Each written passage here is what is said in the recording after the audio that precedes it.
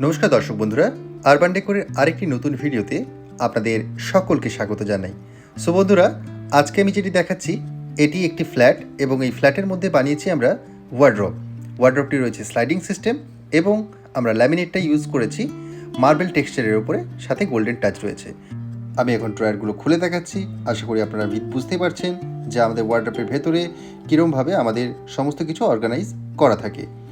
So যারা বাড়িতে wardrobe বানানোর প্ল্যানিং করছেন, একটু মাথায় রাখবেন ওয়ার্ড্রোবের মধ্যে যেন পর্যাপ্ত জায়গা থাকে, আপনাদের সমস্ত জিনিসপত্র তার মধ্যে এসে যায়। এখন আমি যেটা দেখাচ্ছি এটি একটি ড্রেসিং ইউনিট।